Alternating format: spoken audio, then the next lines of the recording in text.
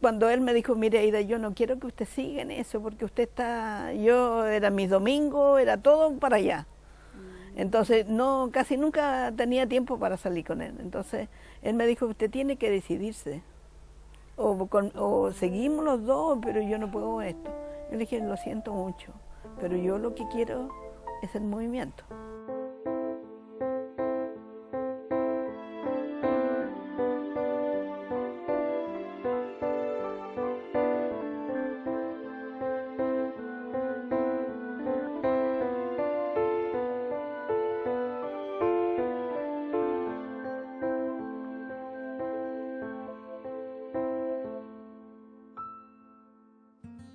Soy una mujer de origen campesino, que la gran mayoría de las empleadas venimos desde el campo. Soy de la sexta región de Rancagua, de los alrededores de los fundos que hay. Recuerdo mi pueblo con una calle al medio, donde venían colosos, carretelas, a entregar la leche a la fábrica. Y por lo tanto ahí en eso mi abuela trabajaba en eso, mi mamá le ayudaba. Y finalmente después, ¿no es cierto?, se fue dando de que ya mi abuela ya no iba mi mamá, y yo ya iba creciendo, ¿no es cierto?, entonces había que ir a ayudarle para sacar más leche y poder recibir más dinero. Y una porción más de galleta, que era lo que daban en aquel tiempo, era una galleta redonda, y teníamos derecho a media casa. No a una casa completa, sino que a una media casa, que se comparte, porque no había el inquilino, no había el hombre. Nosotros llegamos a vivir a Barranca, en el sector de Las Rejas, Portales, Sorrento, en esas calles estuvimos de allegados con mi familia materna. Y bueno, y no es cierto, yo fui a matricularme sola al colegio, a la escuela Chacranita, que había en ese tiempo por San Pablo. Y me hice amiga de la gente del Sanjón de la Guada, no de todas, sino que donde había un kiosquito. Que ahí, ¿no es cierto?, realmente nosotros éramos pobres, pero ahí vi la cruda miseria. Tremendo, yo nunca imaginaba que podía haber gente tan pobre, pero tan pobre en todo aspecto. Les negaban, ¿no es cierto?, el agua porque ensuciaban el piso, porque podían pegarle los piojos, porque tenían sarna, porque estaban así. Entonces dijeron, no, mira, te he sido tan paleteada, te vamos a contar. Nosotros vamos a una toma. ¿Querés ir con nosotros? Y yo me asusté, le dije, yo no tomo. Y se rieron de mí, para carcajadas, se mataban de la risa y dijeron que yo era así. Entonces, pero que cuando mi suegro llegaba con trago, antes de llegar a la casa, mi suegra le decía, ya anda, vaya en las tomas, tampoco sabéis que aquí tenéis que tomar. No fue. Entonces yo pensaba que me estaban invitando a tomar vino. Entonces ahí yo supe qué es lo que era la toma, no sabía que no se me pasaba ni por la mente una toma de terreno. Uy, cuando entramos acá, ¿no es cierto?, era un precioso, así lleno de banderas que flameaban así en rocas chiquititas. Las carpas eran de saco, de trapo, de cartón, y todas tenían su banderita planchadita. 30 de octubre de 1957.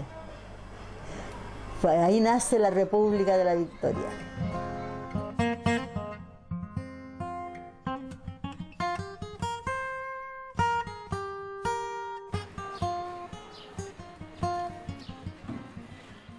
Don Luis Martínez era el presidente del comité Gabriela Mistral, que estaba ahí cerca de ese sector donde yo vivía, en el Sanjón de la Guada. Y este señor, regresando ahí a mi sitio, me dice, bueno, pero ¿cómo eso que no te va a tomar un sitio? Le digo yo, no, pues si nosotros con el gordo, con el Enrique vinimos a ayudar nomás. Entonces me dice, ¿y tú tienes casa? Y le digo yo, sí, pues si vivo yo en casa, pues usted sabe, don Luis, y yo vivo ahí en la esquina de Carmen, en el tercer piso, qué sé yo. Entonces me dice, ¿y ese departamento o esa casa está a tu nombre? Yo le digo, no, de mi suegro, ¿cómo va a estar a mi nombre? Me dice, entonces tú eres una vulgar y triste allegada.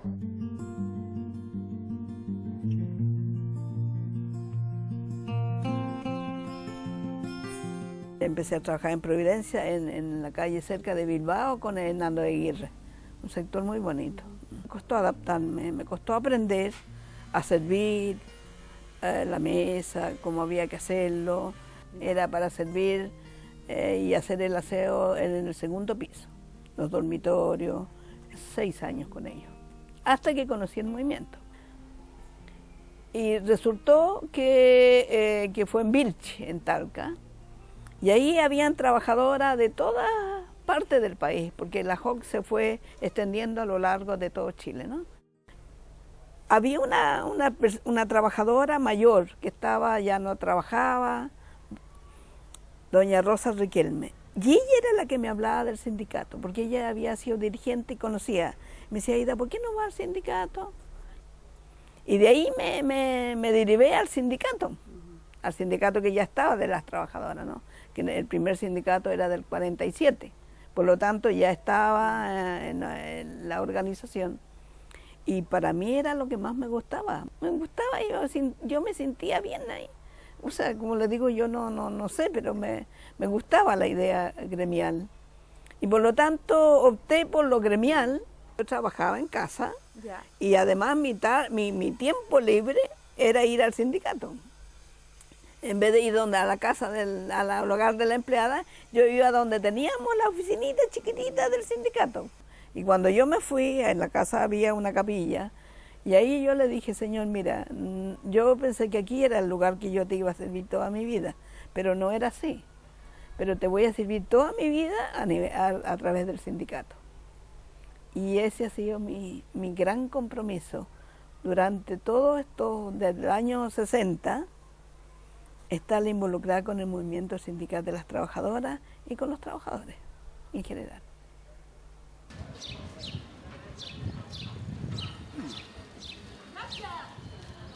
Entonces llega también, ¿no es cierto?, llega el 62, 63, y hay cambios de cura. Llega un teólogo de la liberación. Y ese, ¿no es cierto?, el cura holandés fue fundamental en nosotros.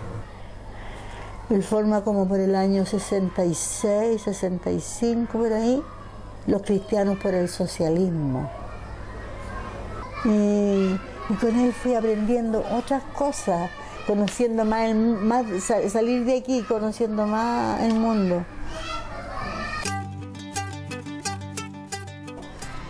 Yo le hablo de que el sueño que tengo yo, entonces me dijo Sergio, ¿sabes qué vamos a hacer? Cuando venga Juan Marconi, el profesor de los chiquillos, porque eran puros estudiantes, ahí le vas a hablar de la guardería. Y yo le dije a este doctor, pues, me dijo, después que me escuchó, me dijo, está bien buena la idea, pero tú estás mal. No la guardería, me dijo. Lo que tienes que tener es un jardín infantil, donde haya educación preescolar, no se te vaya, anótalo, preescolar. ¿Qué significa eso? Me empezó a explicar.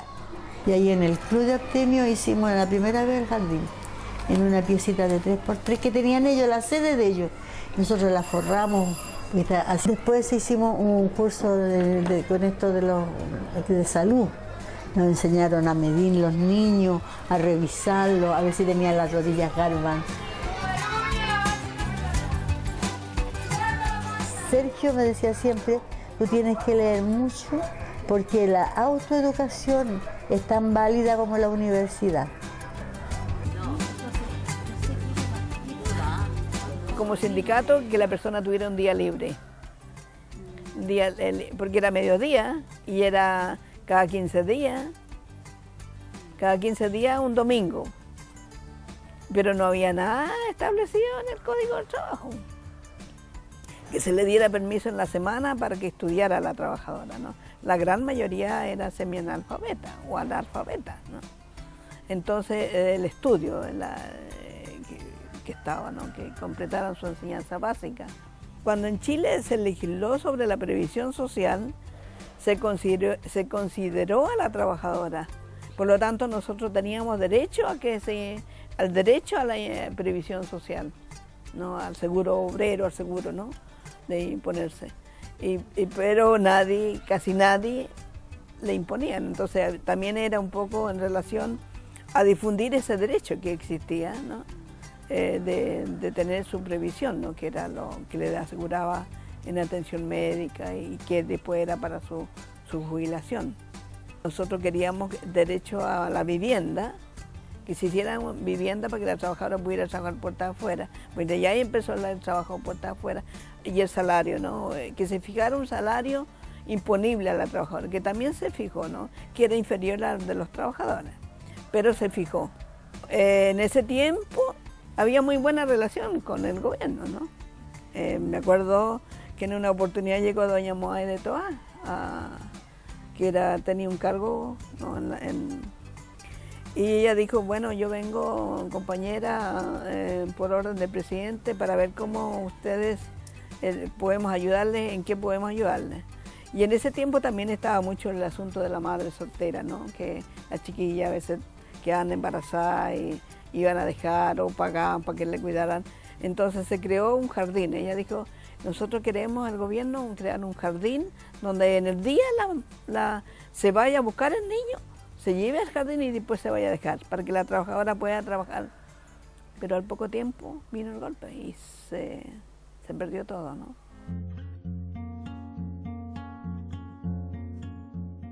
Para mí fue un dolor muy grande, porque yo sentía que me había identificado con mi clase, me había tomado mi identidad y había tenido muy buenas relaciones con los trabajadores, había conocido gente en la CUT. Me acuerdo de haber ido a los trabajos voluntarios que se hacían con los jóvenes en la universidad. Había un ambiente tan diferente de compañerismo, ¿no? Nosotros quedábamos al margen porque eran sindicatos interempresa, sindicatos, pero eran como 3, pero no cabían los sindicatos.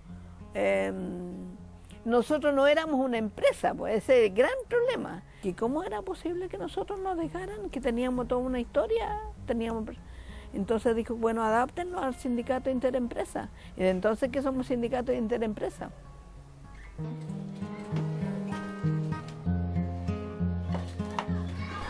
Yo cometí hartos errores en mi rol de dueña de casa. Que el día sábado, día domingo eran sagrados, eran para la familia, que me comprometiera a todo lo que fuera hasta el viernes. Entonces yo le decía que lo iba a procurar, pero casi nunca me cumplía. Siempre, aunque encubiertamente, fueron las mujeres aquí que pusieron la cara para la toma, ¿entiendes? Y por lo general, las mujeres están más presentes en la organización, en la iglesia, más que los hombres.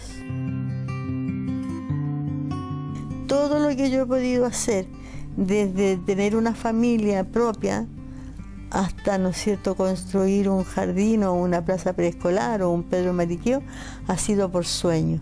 He tenido el sueño de que tengamos una vida mejor. El movimiento ha sido mi hijo, los hijos, ¿no? Las dirigentes, ya son como las hijas adoptivas que he ido descubriendo. Yo no me siento como frustrada no haber tenido hijos, no, yo pienso que soy feliz, o sea, no hay nada que me detenga, creo que el Señor me ha dado muchas cosas en la vida, ¿no? Entonces yo creo que uno tiene la lealtad principal es a la clase, ¿no? De dónde uno viene. En este caso, las trabajadoras y los trabajadores, ¿no? Porque somos una misma, todos venimos de los sectores más desposeídos, ¿no?